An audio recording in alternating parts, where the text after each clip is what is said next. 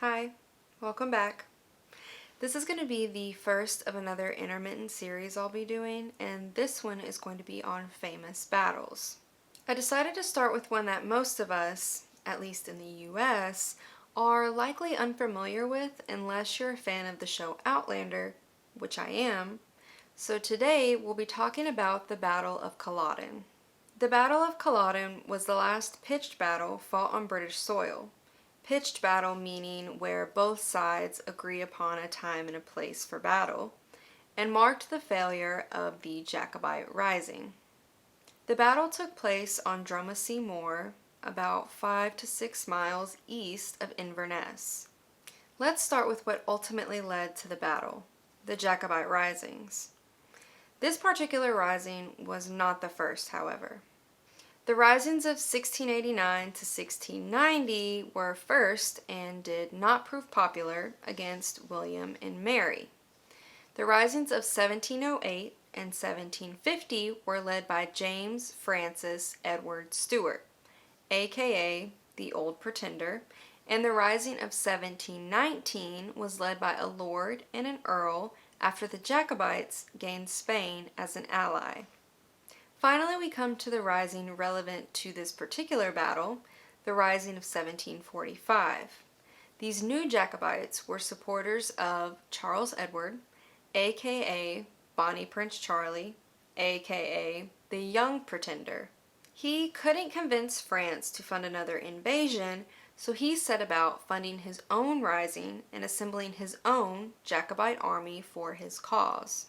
August 1745 at Glenfinnan would be the start of the 45 Rebellion, in which a series of battles would take place after he rallied clan chieftains within the Scottish Highlands to his cause.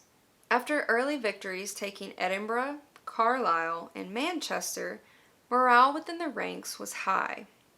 Things were going well until the Scots decided they had pushed their luck far enough and they wanted to go no further. The Bonnie Prince, however, convinced them that reinforcements would be at their next stop, preventing them from being cut off and outmanned, as was their fear. Upon arriving at their next stop, Derby, there were no reinforcements in sight. It was here that the Bonnie Prince admitted he actually hadn't heard from the English Jacobites since leaving France. This lie would severely damage his relationship with the Scots and his cause. After some discussion, it was decided that the best course of action would be to retreat to Scotland, and so they did, arriving back in Scotland on December 20th. While morale was still high at the beginning of the year, despite their retreat, things were going south by the spring. Both money and food were in short supply. They fell back to Inverness, their final stronghold. After ignoring recommendation to launch a guerrilla attack, Charles instead decided that a final and decisive battle would be the end of it, one way or another.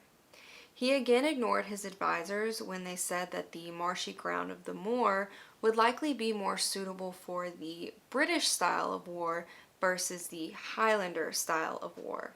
Another mistake before the battle even began was when the Jacobite army marched on in an attempt to surprise the awaiting troops before daybreak. This proved disastrous as many missed the battle and even more were exhausted from the march. They also surprised no one and didn't even make it before daybreak. As morning came, the battle began and lasted around 40 minutes, with the Jacobites severely outnumbered. There were around 5,000 to 6,000 Jacobites and around 9,000 British, commanded by William Augustus, Duke of Cumberland. The first 30 minutes of the battle consisted mostly of Cumberland's army hammering the Jacobites with cannon fire. After finally being released to charge on the enemy, the Jacobites charged forward but were unable to make much of a dent.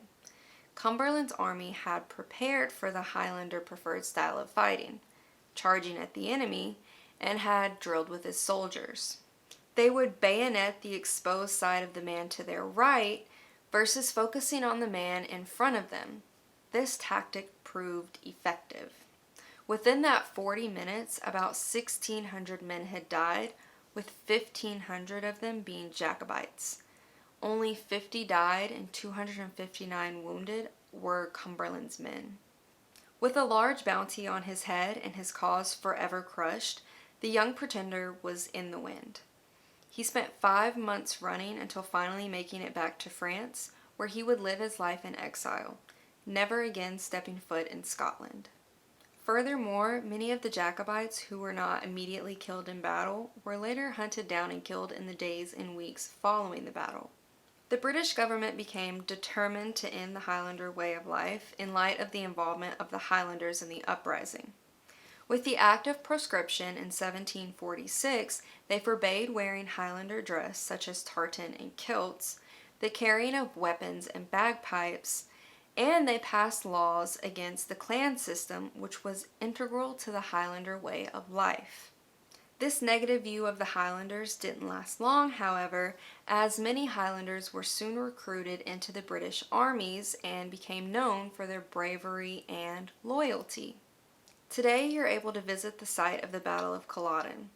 There's a museum there with memorabilia from both sides. You're also able to see stones listing the different clans to see if and where they fought during the battle. Like most of the places I have and will talk about on my channel, this definitely makes the list for places I'd like to visit. Hopefully you learned a little bit about the Jacobites and the Battle of Culloden. So that's it for today, and I'll see you next time.